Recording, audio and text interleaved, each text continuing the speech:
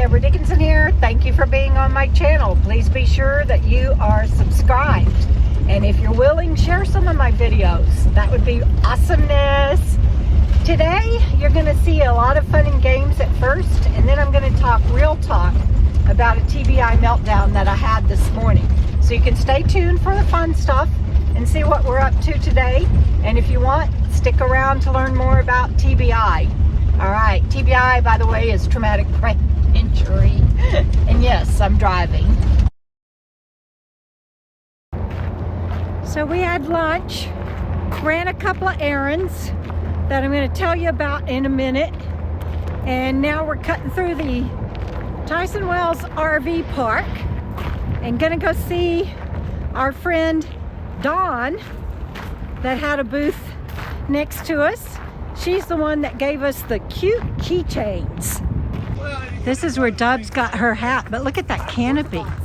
What do y'all think if I did a canopy like that on my booth next year?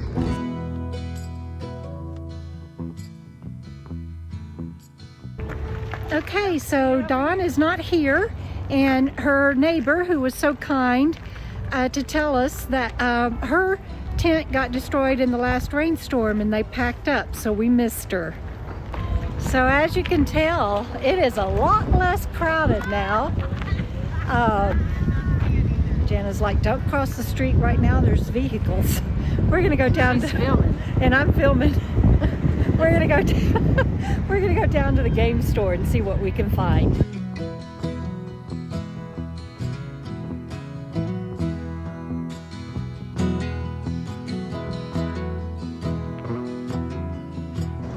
Gonna go to the pet patio, see if I can find a collar for Bando. He needs a new collar. Oops, I lost Jana. Frugal RV gal, what are you looking at? Cast iron. I'm so shocked. Yeah. Cast iron. All right, let's see if we can find something for Bando. Look at this dog. That cracks me up. Should be a collar in here somewhere. So there really wasn't a collar there for Bando. So we came to the discount grocery. And Jana's looking for chips. I was going to look for coffee. The other day I was able to get my Starbucks Italian blend coffee, which is my favorite, but they don't have it today.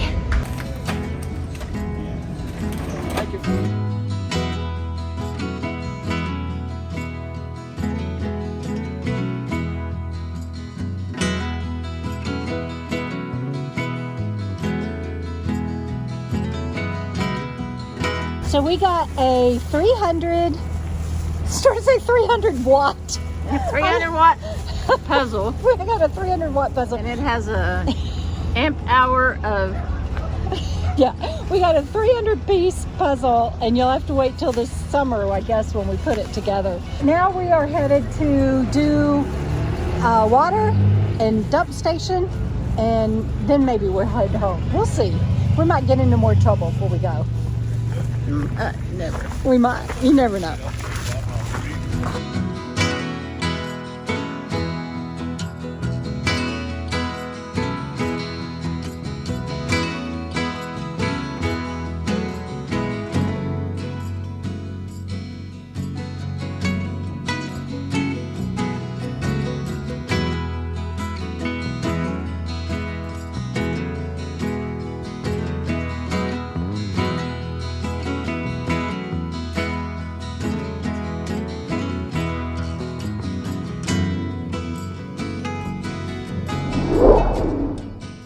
What you didn't see in that video is that morning, it took me 3 tries to make my coffee. The first time when I poured the 2 scoops in, I knocked it over, had to clean all of that up. And then the second time when I tried to pour the water, I folded the cone filter inside of itself and grounds went everywhere, so I had to pour all of that out and clean it out and start it over. And so I thought, you know what, I'm going to film it in case I mess up again. And of course I didn't. But I was already TBI symptomatic, And I know that stress, anxiety, deadlines, changes, all of that affects everybody. When you have a traumatic brain injury or perhaps other cognitive disabilities or other disabilities in general, I guess, it compounds it. And the stress of coming off of the vendor shows and other deadlines that I had deadlines for Audible books. I haven't even been doing any writing lately, but that's okay. Been having fun and getting my books out there, and that is important to me and part of it. But another stressor is that with my brain injury, let me back up. I tell everybody all the time that I can write. Obviously, I just started writing my 10th book, but I can't read. Now, clearly, I read comments and everything. So, I mean, I can read, but I can't connect the dots. The retention is not there. What my brain doesn't do is it doesn't track anymore. And I don't know how to describe that or explain that, but I'm going to do my best today because it impacts things greatly. And I have a lot of people that support people with traumatic brain injury on here. I have other TBI thrivers on here. I even have medical care professionals that watch my channel. So I want to try to explain what happened and why I had such a major meltdown. Not only can I not read anymore, I can't do math. And I used to teach junior high science, 7th and 8th grade science. My degree is in biology with a double minor in chemistry and physics. And math, I knew how to do it, but I can't do it anymore. I've been very blessed that when Frugal RV Gal and I play games and do things like that, that I have started keeping score and have gotten pretty good at it. But that's very simple math, and I'm very blessed to be able to do it. But I can't do anything beyond that. Numbers just do not work for me anymore. I know a lot of people have trouble with math anyway, but that my background, my career, and everything was revolved around math, and so it really pains me to not be able to do it. I know some other TBI thrivers. They can't hear particular numbers, or they can't even see particular numbers. The brain is so weird. Some people can't see a particular color or hear that particular color in a conversation. It just, you never know what the brain is going to block out when it is injured, and it depends on what part of the brain is injured. I hope I'm making sense. This is difficult for me. And it's not that I don't think I'm making sense. I want to back that out and not say that, because I believe I am making sense. I just hope that I'm getting across what I want to get across. Anyway, so I hope that explains a little more about my brain. And so what happened is I had to find somebody new to do my taxes. And that appointment was coming up. And I had difficulty getting the list and understanding the list of what was needed to have this meeting with the bookkeeper, which was on this day in the video that you just saw. Just didn't show that part to you. And so that morning, I still had things that I had to gather, and the list was coming up, and I'm already stretched to the max on what my brain can handle. And I couldn't figure it out. It was too many words, too many connecting the dots and tracking of go here, go there, do this, do that, get this, and I just couldn't do it. And one of the things I was supposed to get was a Google 1099. Well, I went on Google, and I was Googling Google 1099. How do I get this 1099? I couldn't figure it out anywhere. Well, it turns out that it wasn't a Google 1099 I needed. It was the YouTube 1099. Because Google owns YouTube, but I didn't again, that would require connecting the dots, and I'm not able to do that. And so that was a problem. And then for my books, I have the KDP for Kindle, And I have the ACX for Audible, and there's something else, and I can't remember exactly what, but I couldn't figure all that out. And one of the things that I just learned is that when I am TBI symptomatic, I kind of go nonverbal. And that's a medical term. A lot of people with brain injuries are nonverbal all the time. But mine is, it is not random because it's when I'm TBI symptomatic. But I couldn't put into words what was wrong, and I couldn't figure it out, and I just kept trying to figure it out, and the deadline was coming up, and I had to figure it out, and I was trying to read the words, and you guys, I couldn't even pick out the word A-N-D, and it was English I was reading, but nothing was making sense by the time that I tried to do all of this. And it wasn't just like, going somewhere and trying to read French or something. It just, nothing made sense. It could have been just symbols on the page, and I couldn't figure it out. And I contacted my trustee, and I told him that I was having trouble and that I was in a panic and that I was actually terrified about this appointment.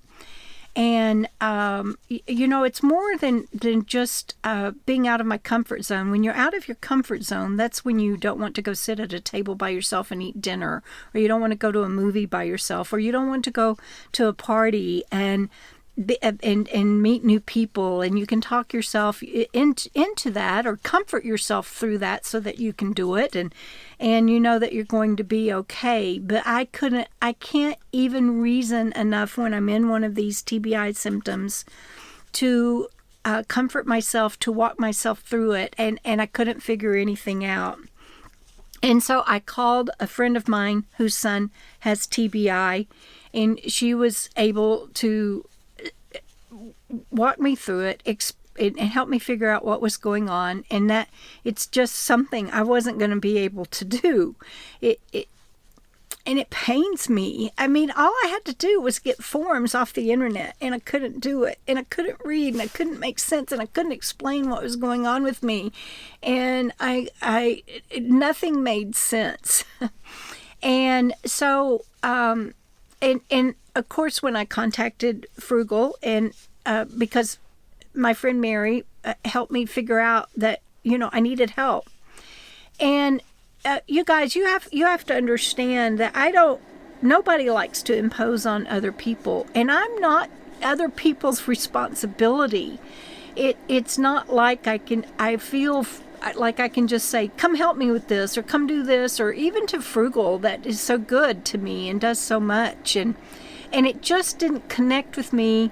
Oh yeah, call Frugal and say, I need help. If you're not available, I need to call around and get somebody else. Mary helped me figure that out. Something so simple, but my brain was not working. I couldn't even figure out to tell Jana, Frugal RV Gal, I need help, and it doesn't have to be you. If you're not available, I can call around and get somebody else, but I can't do this.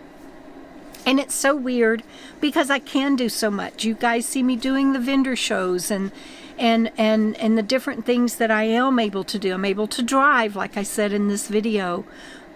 But when it comes to tracking or connecting dots or too many words or numbers, I can't do it. And someone I know and said, it'd be easier if it was visible. My son, he had Down syndrome, and nobody would expect him to go get forms off the internet and to go meet with a bookkeeper, and Jana Frugal RV Gal went with me, and I'm so grateful for that. But then later, the bookkeeper sent me an email, and I got confused all over again. It's like every moment's a new day almost. If it's too many words or numbers, that does not compute with me.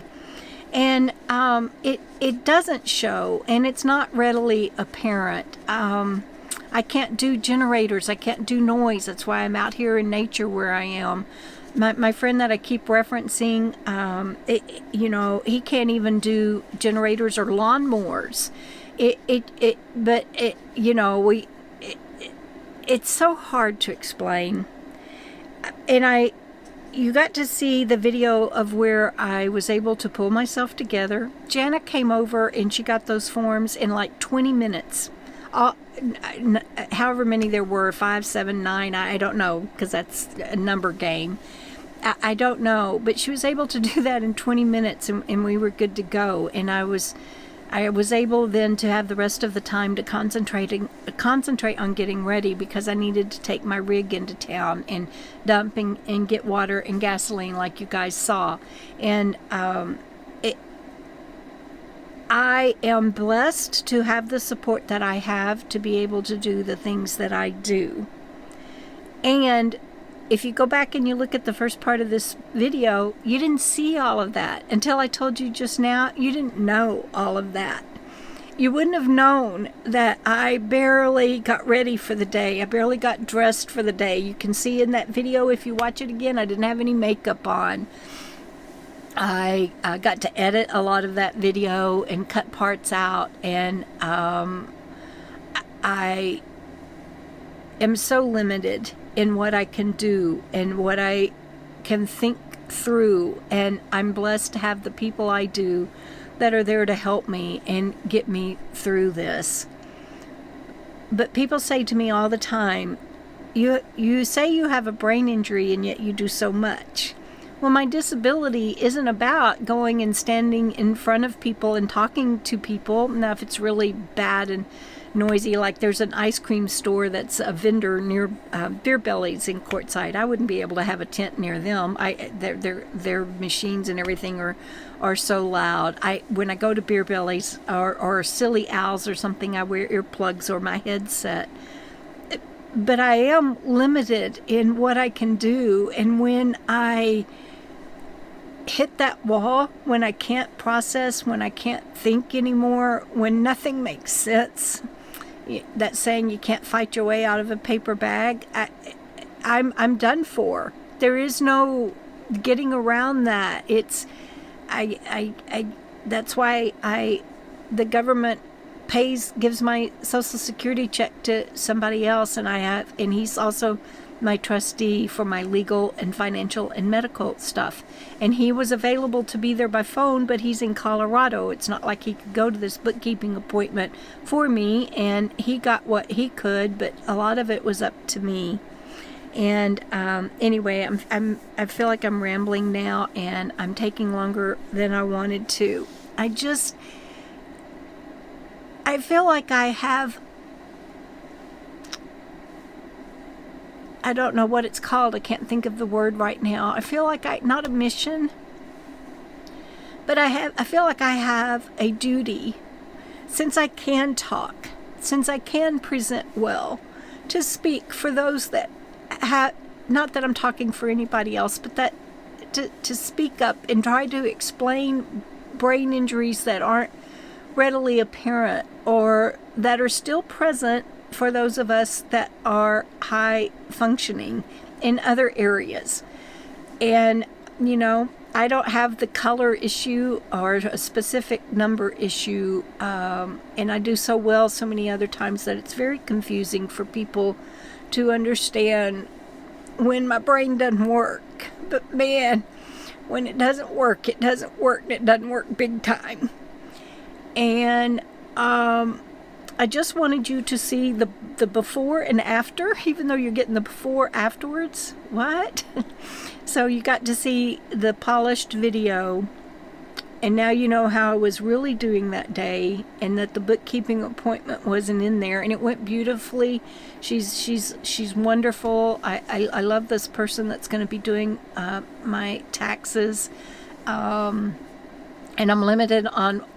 I have to have help on entering stuff during the year to be able to give somebody at the end of the year. I can't do it. I can't. I'm not able to. But the actual appointment went well, and I'm blessed in that respect too. And if you have any questions about brain injury, if you have any questions about how some can do something but they can't do something else. Sometimes it smells. I know somebody with a brain injury, and I just think, oh, that would be awful, because you can, I think it's, no, not onions. I can't remember what her issue is. But, you know, I can't imagine you're somewhere and that smell comes up, and you know, she'll get violently sick, and it doesn't matter where she is. If that smell comes up, she does. And so you find yourself start living in this fear of, you know, I'm going to run into this thing that I can't do, or this thing that's going to topple me. And I just want to encourage anybody that is facing such disabilities to not give in to the fear. Live the best life you can. Find good people that are willing to help you, and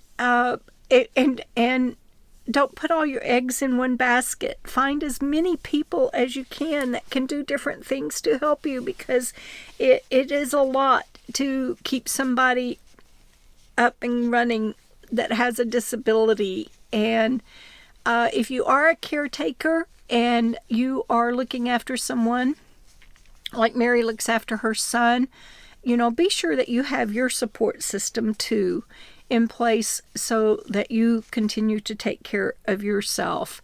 And I think that's all I wanted to say. I don't think I got everything out that I wanted to say, but I wanted to share that with you, and I wanted you to see the difference in what really was going on with me that day versus what you can see on a video. And that maybe it helps you understand a little better that what they call an invisible disability isn't always apparent. And I hope that you are having a beautiful day whenever you see this, and that you feel loved and know that you are loved, and be loved to others. We'll see you down the road.